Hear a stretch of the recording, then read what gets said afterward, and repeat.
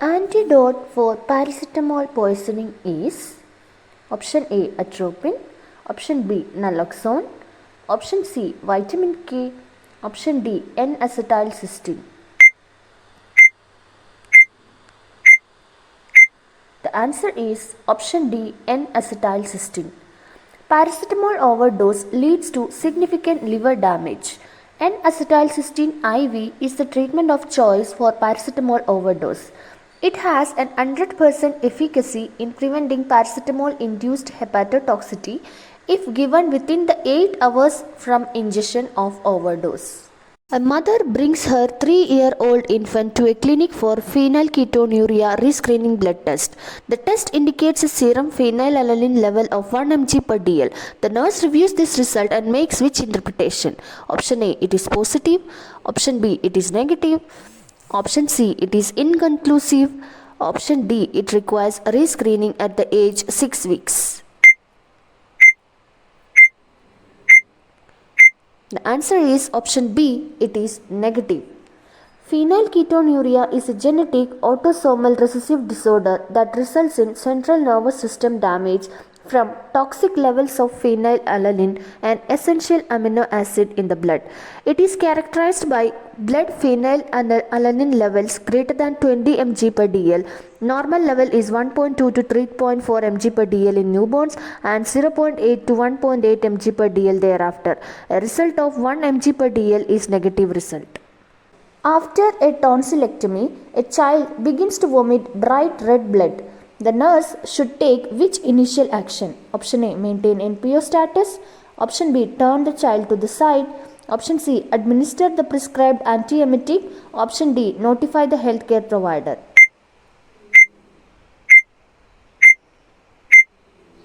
The answer is option B, turn the child to the side. After tonsillectomy, if vomiting occurs, the nurse immediately turns the child to the side to prevent aspiration and then notify the healthcare provider. NPO status would be maintained and the antiemetic may be prescribed. However, the initial nursing action would be to turn the child to the side. A multigravid patient is admitted at 16 weeks gestation with the diagnosis of hyperemesis gravidarum. The nurse should explain to the patient that hyperemesis gravidarum is thought to be related to high levels of which of the following hormones? Option A, progesterone. Option B, estrogen and HCG. Option C, somatotropin. Option D, aldosterone.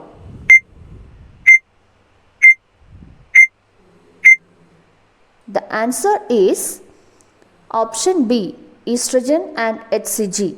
Hyperemesis gravidarum is a medical term for severe nausea and vomiting during pregnancy. Hyperemesis gravidarum in pregnancy is mainly due to the rising levels of two hormones in the blood, that is HCG, which is human chorionic gonadotropin, and estrogen.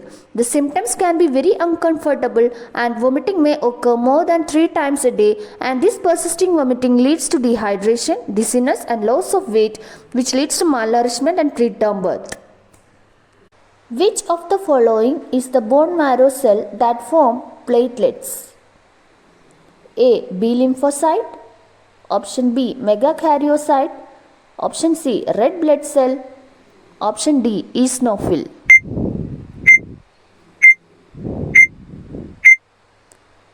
The answer is option B, megakaryocyte. Megakaryocytes are one of the derivatives of the stem cell in bone marrow. They are responsible for the formation of platelets, which are the blood cells that are essential to prevent hemorrhage. A single megakaryocyte releases thousands of platelets. Abnormality in this process leads to thrombocytopenia. A child with rubeola, that is measles, is being admitted to the hospital. In preparing for the admission of the child, the nurse should plan to place the child on which precaution? Option A, enteric. Option B, airborne. Option C, protective. Option D, neutropenic. The answer is option B, airborne precaution. Rubella or measles is transmitted via airborne particles or direct contact with infectious droplets.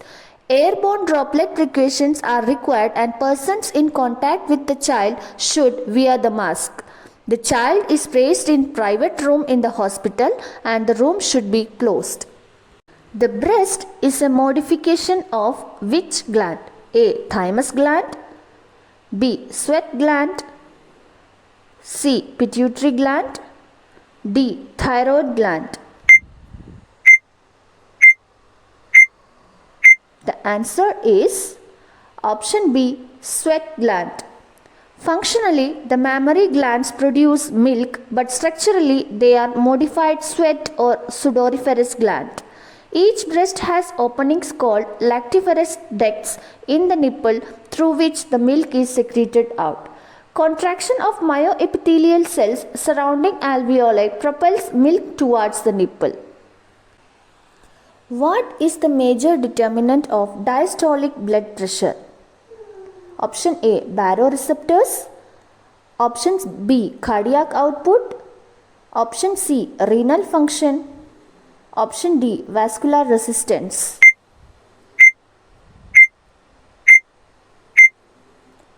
The answer is option D. Vascular resistance. Vascular resistance is the major determinant of diastolic blood pressure. Diastolic blood pressure is the pressure in the arteries when the heart is at rest between contractions. Vascular resistance refers to the resistance to blood flow in the blood vessels. When the blood vessels constrict, the resistance increases, leading to increase in diastolic blood pressure. On the other hand, when the blood vessel dilate, the resistance decreases, resulting in decreased diastolic blood pressure. Baroreceptors in the carotid artery valves respond to A. Changes in blood pressure, B. Changes in arterial oxygen tension, C. Changes in arterial carbon dioxide tension, D. Changes in heart rate.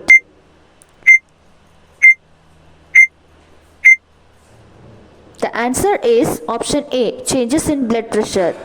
The changes in blood pressure exercise mechanical force on the arterial wall, which is reflected by shear stress sensed by specific mechanoreceptors called baroreceptors at the ending of sensory nerves, which innervates from carotid sinus and aortic arch as well as pulmonary and coronary arteries.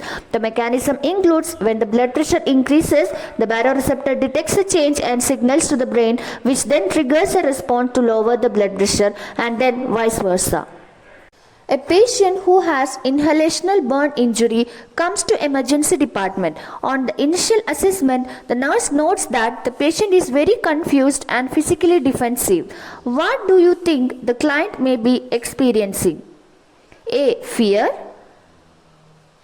B. Anxiety, C. Hypoxia, D. Pain.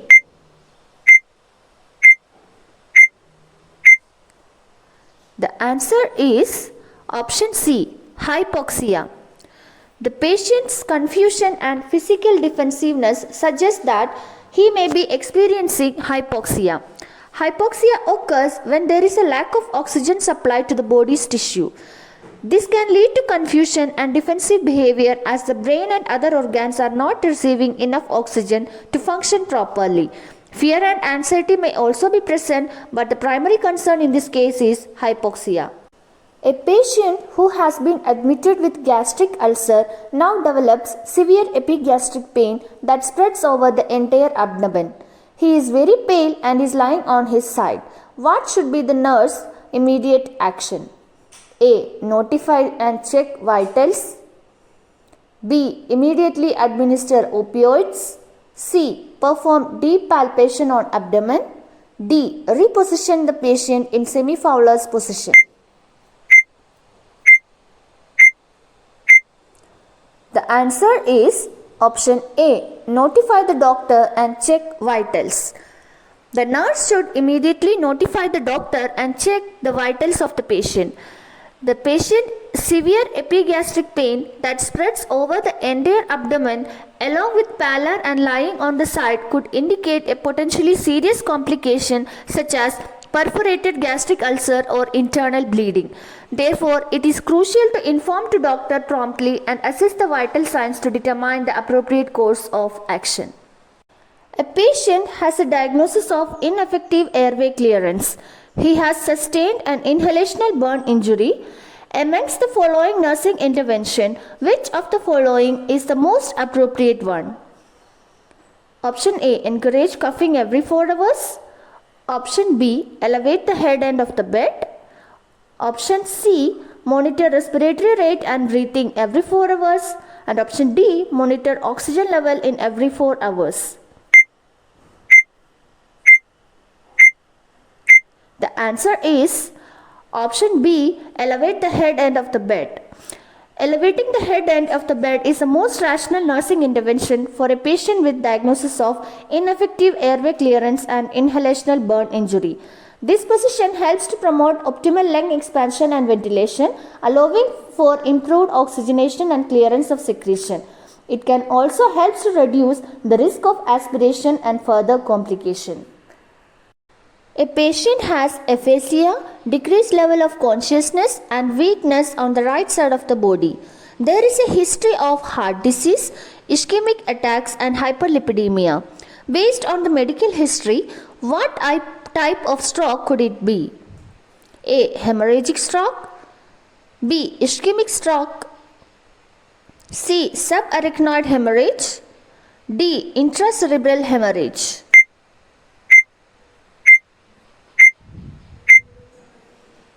The answer is option B, ischemic stroke.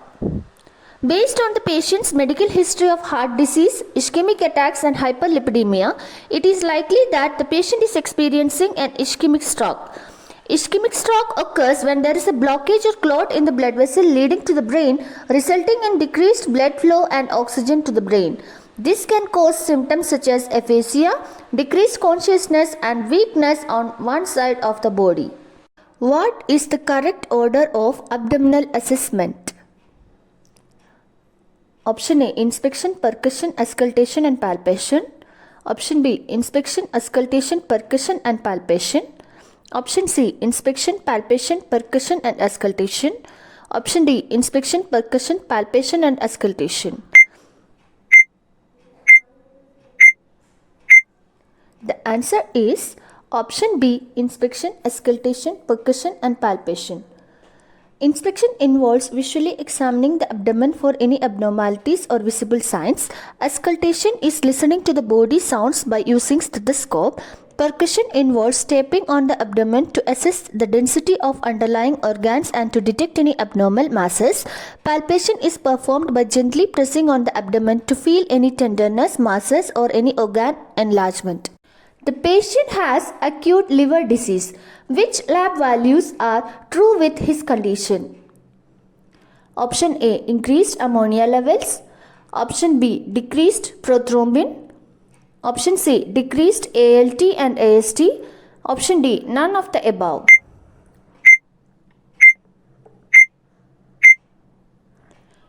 The answer is option A, increased ammonia levels.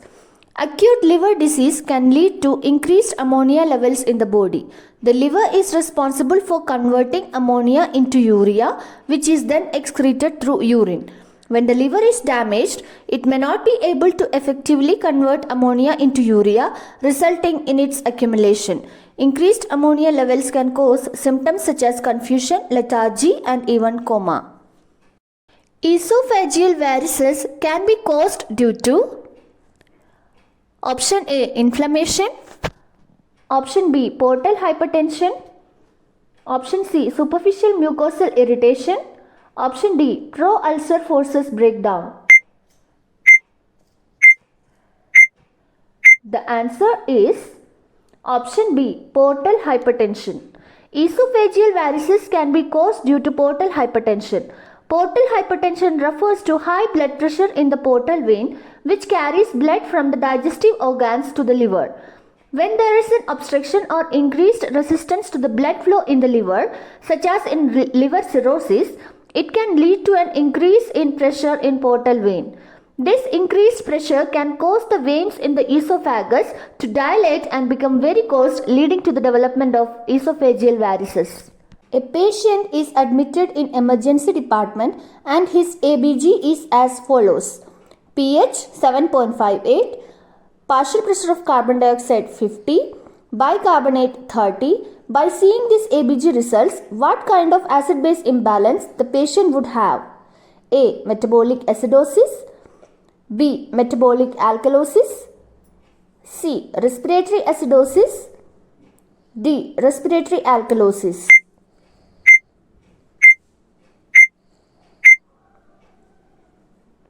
The answer is option B. Metabolic alkalosis. The pH is more than 7.45 in the question, so the patient is alkalemic. Bicarbonate is more than 26, therefore metabolic alkalosis is the primary process. The partial pressure of carbon dioxide is high, that is 50. So, therefore respiratory compensation is occurring. A patient's ABG values are as follows: pH 7.12, PaCO2 40, bicarbonate 16, sodium 140, chloride 100. Interpret the following blood gas values. A. High anion gap metabolic acidosis, B. Normal anion gap metabolic acidosis, C. Respiratory acidosis, D. Respiratory alkalosis.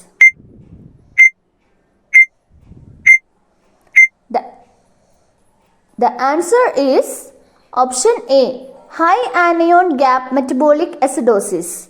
Here the pH is less than 7.35, therefore the patient is acidemic. The bicarbonate level is low, therefore metabolic acidosis is the primary process. Anion gap is 24. The anion gap is greater than 16 here, therefore a high anion gap metabolic acidosis is present. Acid-base imbalance that develops in acute renal failure is option A. Metabolic acidosis, option B. Respiratory acidosis, option C. Respiratory alkalosis, option D. Metabolic alkalosis.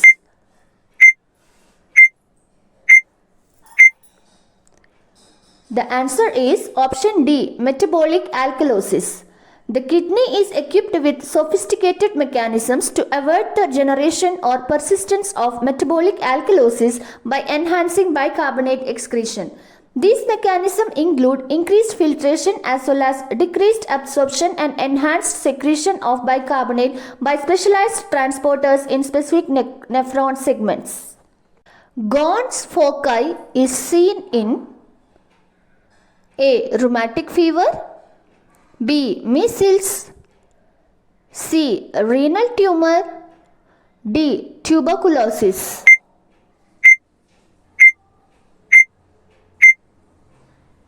The answer is option D. Tuberculosis. Ghohn's foci is a primary lesion, usually subpleural, often in the mid to lower zones, caused by Mycobacterium bacilli developed in the lung of a non-immune host. It's a radiologically detectable finding, characteristics of pulmonary TB, which was first reported by Anton Ghon. It's a pulmonary lesion with ipsilateral hilar lymph node involvement. Bacterial structure involved in respiration is A. Ribosome, B. Pili, C. Mesosome, D. Flagella.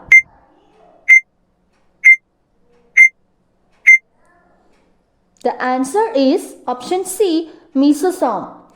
The site of aerobic respiration in bacterial cell wall is mesosomes.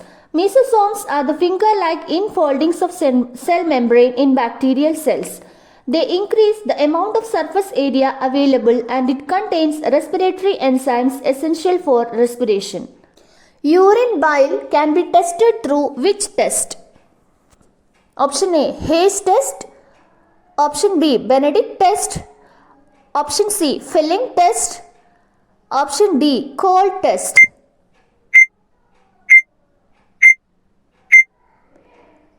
The answer is option A. Hayes test. Hayes test is also known as Hayes sulfur powder test. It is a chemical test used for detecting the presence of bile salts in urine. In this test, powdered sulfur is sprinkled on the urine surface. If the powdered sulfur sink, then the test is positive. That is, the person is suffering from jaundice. If the powdered sulfur float on normal urine, but it will sink if the urine contains bile because the sulfur tension of urine is lowered by bile. Blue blotter is known as A. COPD, B. ARDS, C. Chronic obstructive bronchitis, D. emphysema.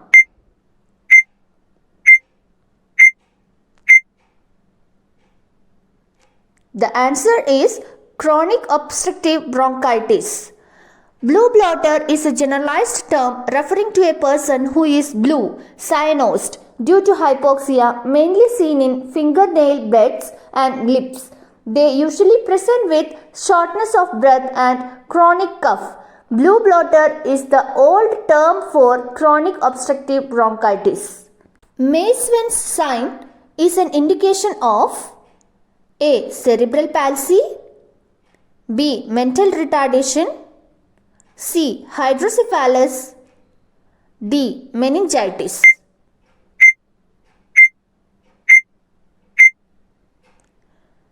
The answer is option C. Hydrocephalus. Meesman's sign is a sign to detect hydrocephalus and brain abscess. Percussion or tapping on the skull at a particular spot, that is near the junction of the frontal, temporal and parietal bones, yields an unusually resonant sound in the presence of hydrocephalus and brain abscess. Ice pack test is done for A. Myasthenia gravis, B. Hypokalemic periodic episodes, C. Hyperparathyroidism, D. Multiple system atrophy.